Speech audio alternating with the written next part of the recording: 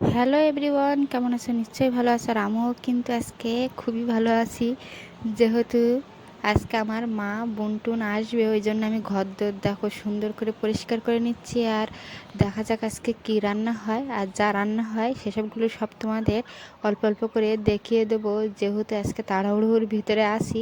তো দেখো সুন্দর করে আমার ঘরদোর পরিষ্কার করা হয়ে গেছে।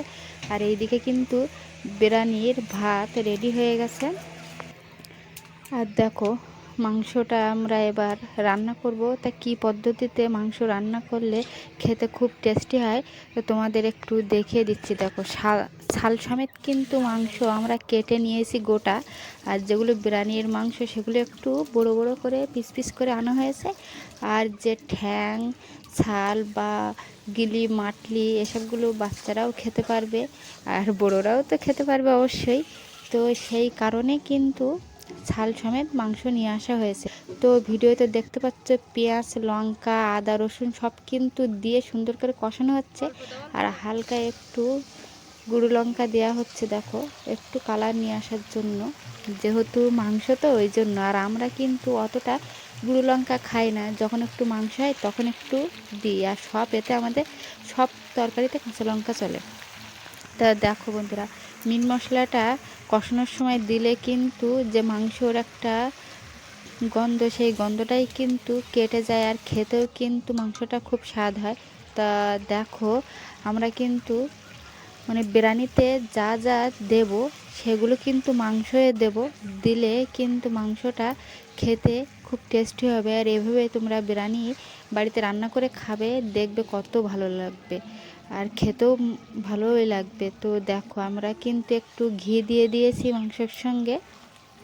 আর তোমরা তো দেখলে কেওড়া জল, গোলাপ জল সব কিছুই কিন্তু দেয়া হয়েছে। তো দেখো কালারটা কত সুন্দর চলে এসছে। আর এই দিকে দেখো এটা কিন্তু বিরিয়ানির মশলা একটু দেয়া হয়েছে।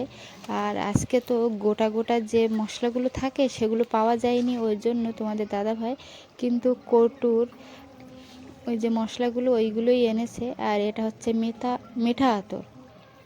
আর দেখো এটা আর একটা তোমাদের তো দেখিয়ে দিলাম, কিন্তু দু রকম ইউজ করা হচ্ছে এতে।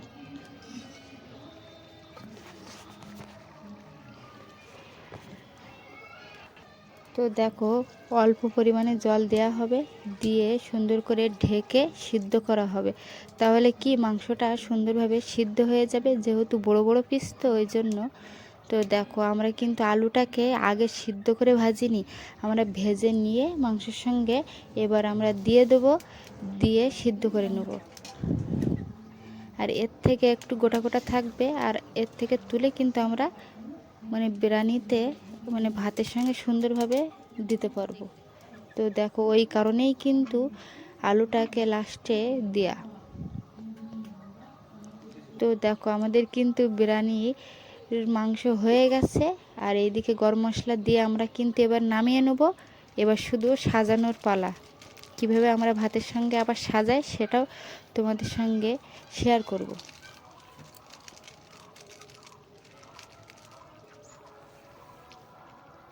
তো দেখো ঝোল কিন্তু খুব অল্পই রেখেছি, আর এই ঝোল কিন্তু আমরা রেখে দেবো, অতটা কিন্তু দেব না। আর দেখো সর্বপ্রথম একটু ঘি আমরা হাঁড়িতে সুন্দর করে মিশিয়ে নেব, তলায় যেন ভাতটা ধরে না যায়। আর একটু বেশি পরিমাণে তোমরা ঘিটা ব্যবহার করবে, তাহলে দেখবে খেতে কত টেস্টি হবে। তো আমরা কতটা ঘি ব্যবহার করছি তোমরা তো দেখলেই বুঝতে পারছো। তো এরকমভাবেই ঘিটা তোমরা ব্যবহার করবে। তো দেখো এখন কিন্তু বেরেস্তাটা সুন্দর করে দেয়া হচ্ছে।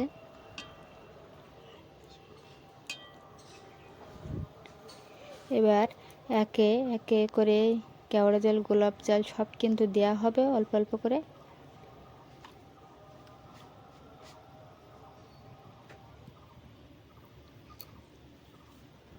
আর আমাদের কিন্তু এটা সিম্পল উপকরণে বিরিয়ানি হচ্ছে বন্ধুরা, কেশরটা আমরা দিইনি,